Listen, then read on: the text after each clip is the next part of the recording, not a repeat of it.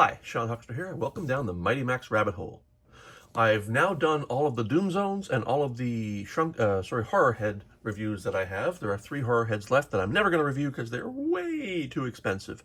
Unless they happen to fall into my arms or I happen to win the lottery, you won't be seeing those reviews. However, I do have the entire 8 Series 1 set of the Shrunken heads, and I will probably never review Series 2 of the Shrunken heads because, again, wow, they sell for crazy money. But for now, I started buying these, and these are not terribly expensive to buy. You can get these for pretty cheap prices. I expect you can get the whole set for about $120. It depends. I accidentally bought more than one of a couple of these in lots and other purchases. And so what I ended up with was 2 of a few, and then I realized, well, that's no good. I have to get 2 of everything now. And it turns out it's a good idea because I can display them with the figure in place and the figure stored away. And since some of these figures are kind of difficult to put back in place unless you know exactly where they go, I'm going to keep them like this, and I'll show you exactly where they go as I go through here.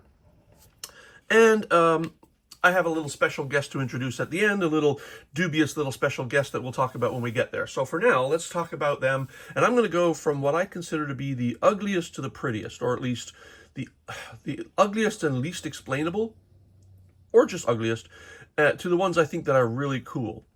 Let me start out by saying, first of all, Shrunken heads, they're not exactly Doom Zones, are they? And nor are they even horror heads. Horror heads had some sort of play feature, moving features, removable parts, a monster usually. Doom Zones, of course, are amazing. They've got all sorts of function, and you open it up to a whole magical little world, which I think is absolutely fantastic.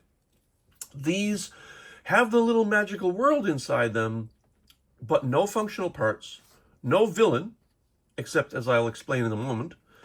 And that's it. So they are kind of like, back in the day, I would have considered this a good way to get extra Max figures, because every one of these comes with a unique Max figure that you can't get anywhere else, and is specifically designed to fit into these cases. And all these are cases. These are not play sets. I don't think you can call them play sets. They're kind of like the Star Wars heads the Galoob came out with. Of course, they only came out with those because of Shrunken heads.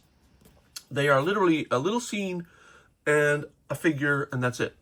An excuse, a way to carry a figure, a really good way to get an extra figure that you can't get anywhere else. And some of these are really nice. So let's dive in. We will start, like I said, with the ugliest. And the ugliest is totally Rok Monster. Rok Monster apparently maxes inside Skull Mountain, which is interesting because, and I'm taking these stories from the Mighty Max wiki, and I don't have the back of the packages, so I'm assuming those stories come from the back of the packages. A lot of the Mighty Max sets came with comics in the back. I honestly don't know if these did, but I'm taking the stories from the Mighty Max wiki, and this is Rok Monster. Apparently maxes inside Skull Mountain, which is interesting because that's one of the big play sets. And he wakes Rok Monster. So what you have is a very ugly molten lava Rok Monster, looks like, and with green eyes. There's holes in the mouth. Again, like most sets, some part of the interior forms part of the exterior. In this case, not a lot, but this little yellow thing right here, which is just sort of a thing on his forehead, opens up to reveal that it is a little stalagmite with yellow molten rock on top. Now, here's what I said we don't have villains in these sets. We kind of do, but they're molded into the top of the case. And so here's the Rok Monster, and he is, like just a lava beast. And he's not the lava beast, remember. There is a character called the Lava Beast, but he's definitely made of lava, or partially made of lava. And here you see him, he's got silver wings, looks like. And he is just kind of threatening Max. In the bottom half of the case, we have a lava setting. The floor is lava, Max, be careful. And then you have some metal here that looks like, this almost looks like a skeleton, a silver skeleton or something, since it seems to have like bones and ribs and a head. Almost looked like a silver mask you could be going for, but I think this is an actual dead animal or a creature of some kind. The Max we get with this is actually really cool. The Maxes that come with all these are really nice. Here's Max with rope around his body and a flashlight, because he is ready for an adventure inside Skull Mountain. And I will note that an interesting feature about all of these is that the feet, the color of the shoes matches the color of the case in every case. I believe, and I haven't scraped any paint away to know, but I believe they're probably molded in that color in using the same plastic and then painted, but I don't know for sure, and I'm not going to scrape one to find out. But anyway, Max sits here, and as I have him posed here, but Max in this case lies across here. There is a safe way to close these cases properly without getting in the way, and Max lies across here. And then you can close the case effectively. That's Rok Monster. We'll move on. Now we have one called Meltdown or Head Case. And you can tell why he might be called Meltdown. It really is just a head that's been kind of melted. This, I should have put in before Rok Monster. This is the ugliest of them all. Made of this garish neon high-vis yellow, green kind of, more yellow than green. This is very ugly, guys. Yeah, I should have put him first. Anyway, so I'll show you the Max in a moment. I'm going to do this a little different. I'm going to take up this guy here. He is, again, the monster's up here. You can see that he's got his arms holding onto the case, which is kind of fun. I actually like the fact that the arms kind of hold onto the case, like he's trying to pull himself out of the case. But unfortunately, none of these have a monster that can come out. And you can see he's got his ribs here and his legs. And behind him is some machinery. It's got silver machinery here up the top and around the sides, and something here that's very machine-like, but we don't know. It's almost organic machine, like H.R. Geiger or something. And then down here we have more machine. On like a floor of icky stuff. I don't know what to call that. And Max in this one is quite nice. So let me put him back, and I'll take Max out from this one. To store Max properly in this one, you put him across, upside down, so that the little gun that he's carrying sticks out the side. Because the gun's sticking out the side, and he fits comfortably in here. His feet kind of slide into a little slot here. His head fits here. And the gun sticks out here to form a nail sticking out of the head of this poor, unfortunate creature. So this Max, again, feet the same color as the case, is really cool. I mean, Max has got knee pads. He's got like a harness that goes all around his body. He's got like the leg harnesses and the arm harnesses. And he's got definitely what looks like a nail gun, a pneumatic nail gun of some sort. And he's got a backpack, big orange backpack. And this is a key to how he fits, because there is a hole in here that the backpack fits firmly into. So this is one of the easier sets to place because the backpack guides Max. And then when you close it, snaps shut very comfortably. Third ugliest, I would say, and not the third worst set because the rat's kind of cool, but the third ugliest because he's just ugly is the rat. The rat doesn't have a name or anything. He's just a rat. The set is called Rat Trap, I believe. And inside, you have a rat. And he sticks out between these teeth, but the teeth almost look like they're part of his shoulders. A bit weird. And he's kind of this pink color. Very strange. I don't know why they did that.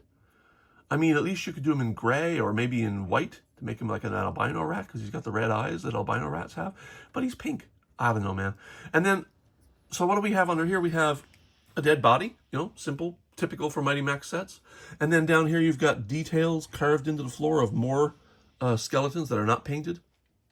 And basically you're just in some sort of sewer or something. The rat is on like a grid here. And the Max, feet the same color as the set. The Max is holding a sword. He's got rope, much like he has in the other set, and a lamp. A lantern, of course, is something you've seen Max in before. And he's got a headlamp as well, sitting over his famous red cap. Now, the feature in this that sticks out is the sword. So Max goes in like so. Well, first of all, he fits into this foothold. And in a strange situation here, he sits in his foothold aiming outward instead of facing the villain. Most of them, he faces the villain. So you stick him like so. And then what happens is the sword, I'm sorry, I think he goes, like so. And the sword becomes the other part of the rat's eye. So you've got an eye painted here with silver. And on this side, that silver pupil is the sword of Max. And he's got a little red thing here.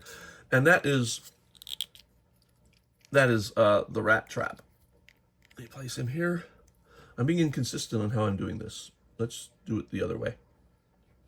And this is Mummy King or also sometimes known as Pharaoh's Curse, depending on which country you're buying this in. And this is the head of King Thanatos, a mummy. The part of the exterior that sits outside is this little thing here, which you will discover is Max, which is another stalagmite with little flame on there. And up here you have King Thanatos, the Pharaoh. And he, again, is kind of holding on to the side of his case. You can see a snake here, typical of like Indiana Jones, like Pharaoh, like pyramid crawls. And there's a scorpion here. Cool little detail. And he looks kind of a little bit like the mummy from the Palace of Venom, sort of. Palace of Poison. A little bit. Now, in this case, and Max sits upside down here, and so his torch fits right here. Inside, you got another snake. You've got this beautifully carved and painted mummy's head. And other than that, not a whole lot of detail. Max, again, feet, same color as the case. So if you're buying these Maxes, you know which set they go with, because you can always tell by the feet. Even in Series 2, the feet are the same as the case, so it's a good indicator. It's easy to match a Max to the set. And these are so closely matched to the sets that they actually fit inside in a specific way, so you can't just pass off a different Max inside the case. Though, full disclosure, one of the ones I bought had the wrong Max inside, and that's when I realized, oh wait, I understand. Somebody sold me the wrong Max, and so I had to go buy him. And I've done that several times, so I've got... this is how I ended up with 2 of everything. All right, so we'll put him back upside down, and so that the torch fits right there, and then snaps shut safely. Now we're getting into the more recognizable villains. This is your Vampyre. This is Count, what's his name? Count Voninsky. Count von Voninsky. And so this one I kind of like, because this is your typical vampire setting. Again, love the fact that he's like pulling himself out of the head. That's really kind of cool. Details in there are kind of scant. There are kind of like these cables coming down from the top. I'm not sure quite what they're supposed to be, whether they're cables or stalactites. Down here, you've got the detail of some rock and some skeletal bones. And they look like they may be glow in the dark the way they're painted, but I don't think they are. I haven't tested that, but they are the color of a glow in the dark green. But I don't think they glow in the dark. I think I would have heard such a thing and I would have tried it. Now, Max, in this case, sits right here facing the villain again, and he's got a stake with blood through it, and that's kind of cool. So Max, again, feet. Here we got Max, pretty typical standard Max. No, he's not got no harnesses or anything. He's just holding a stake, kind of out in a weird way, but the stake is there for a reason, because when Max fits into his foothold here, he's facing the villain. If I got the foothold wrong, he was there a second ago. Anyway, so when you place Max for storage, the stake not only shows up on the outside, but it goes through the heart of the vampire, and that is the coolest thing. He's actually stabbing the vampire in the heart as you close the case, and then that becomes the second eye. That's the tip of the stake, and that is really cool. I like that. Let's pop him back in place. Put Max where he belongs. Where does Max belong in this? Yeah, there he is. He belongs actually a little bit towards the clasp. Moving on, we have the one that often is called Brain Face, and in some places Lobotix. And this one is, well, it's a brain face. Or Lobotix, because, you know, it's the brain's lobes. So all the way around, you can see this is definitely the brain with a face. And it is definitely, oops. Guys, if you ever watch my videos, you'll notice that almost every time I drop something on the floor. Anyway, back to the brain face. So brain face is here, and he's got this little chin, which is kind of reminiscent of a couple of the other horror heads and doom zones, like the Cyber Skull has like a chin here. A few others have this kind of chin that kind of pulls away. This one does not pull away, but he is also like mechanical, you could tell, because he's got these electrodes attached to his head, and there's a winch here, or part of the hinge, and it definitely has some sort of mechanical thing. Inside, you have Lobotix, or brain face. Again, kind of like not pulling himself out in this case, this is sort of like holding his hands in a scary way, but they show up on the outside of the case, which is kind of cool. And he's wearing like a lab coat, and he's got some equipment and tools wrapped around him. There's a switch here. I love those old-fashioned switches. And some equipment here. We don't know what this equipment ever does. There's a coil of wire here, which you can see on the outside, which feeds wire into the switch. And then that comes down here and feeds what looks like to be an electrode system, which is probably there to shock people or electrify them. Max is having none of it. The Max that comes with him, feet, is equipped with wire cutters. How best to shut this guy down? Wire cutters. Just cut those wires, Max. And to fit him in place, Max fits directly into this little slot here. You can see these two little electrodes here perfectly fit around his neck. And he, unlike some of these sets, he snaps in holes really tightly in place and can be closed safely that way. I do note, however, that I was going to say there's nothing on the inside that forms on the outside, but these two major electrodes here form teeth right here. Or, yeah, I guess molars or incisors, whatever. Or canines. Then we've got Insectoid, also known as Bloodsucker. I really love this one because he's kind of got a very alien look to him. He's got these fangs here. You'll see these red things here. These are part of the interior that form the exterior, and there's a little green thing here that forms the exterior from the interior as well. And inside we have Max, who lies horizontally across the base. Let's pull out the setup one. Now inside here you've got Insectoid. And I think, you say he's an Insectoid, and probably true, but to me he always looks very alien. He looks actually a lot like the aliens of Doctor Who. The ice monsters, I believe, the Martian monsters, the ice warriors. Kind of looks a bit like them. There's no real much detail up there. It's just like a rock layout. Excuse me. A couple of slugs here. And then on the downstairs, we have a typical kind of interesting environment. Got rocks. There is another stalagmite. They love to use stalagmites with something on them, like this is a green slime, probably the innards of insects. And then you guys are kind of almost like a webbing here. And then there's these more stalagmites.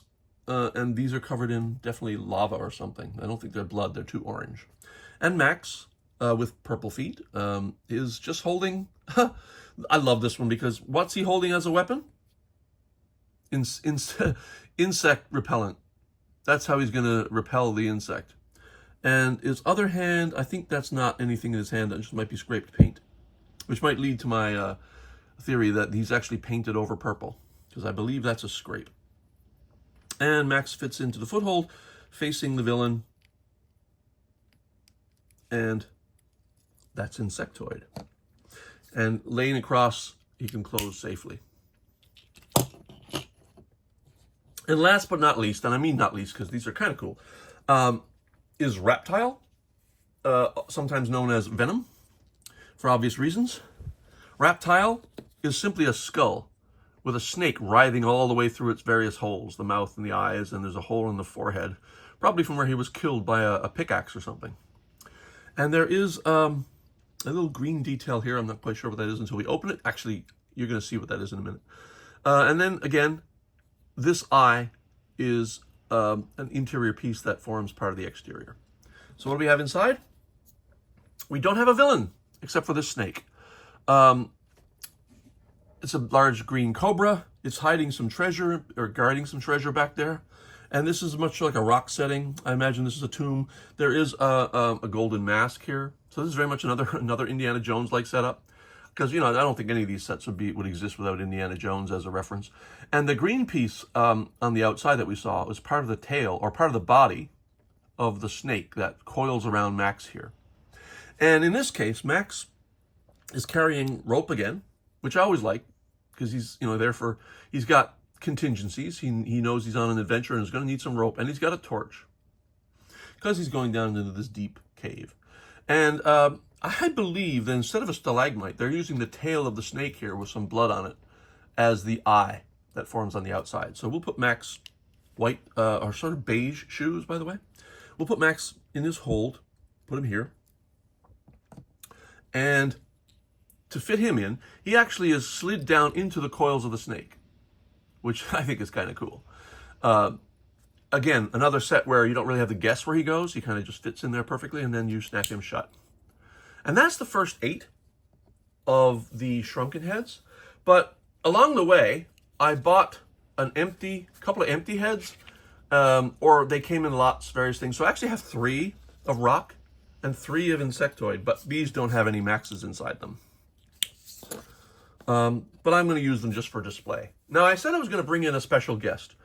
As you must know, if you're a fan of Mighty Max at all, is that Mighty Max certainly inspired a lot of spin-offs, and people say knockoffs, but they're just other product lines. People trying to capitalize on the success of Mighty Max, and believe me, Mighty Max was highly successful. Mattel, are you listening? Max was successful and will be again if you just do something about it.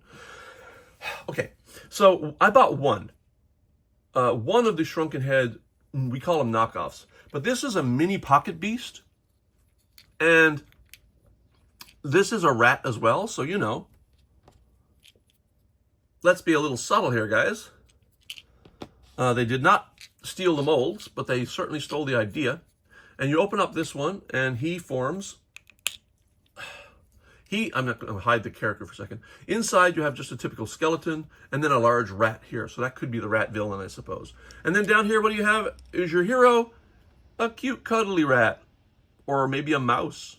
Because, you know, in stories like this, the rat is the villain and the mouse is the hero, kind of, often, like Secrets of Nim. Here you have just a little mouse or rat with a blue cape. I'm assuming the cape says, I'm the hero of the set. And then down here you have a pretty nondescript bottom. And you do have a foothold that you'll notice, but he does not snap tightly to the foothold like a Max does in their sets. Indicating, once again, they did not quite put the effort in that Mighty Max and Bluebird did when they created these. But I just thought I would bring this in as a little anomaly. There are a number of these. I think there are 4 in the Shrunken head size. There are also some in the horror head size, which I have 2 of. But I thought I'd bring this in as a contrast and just as a little bit of fun at the end.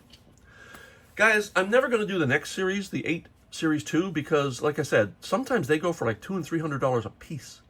And I'm thinking, yeah, I don't think so. But these were relatively inexpensive, and I bought the set twice, as you can see. So I hope you enjoyed this. It's a pretty thorough review of everything Series 1 Shrunken Head.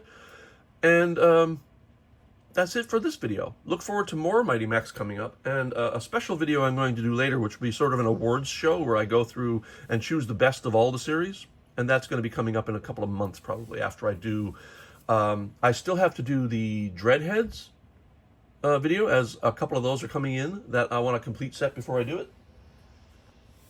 And then I think we're going to do the awards show. For now, that's me, Sean Huckster. Welcome down the Mighty Max rabbit hole. Bye, guys. Talk to you later.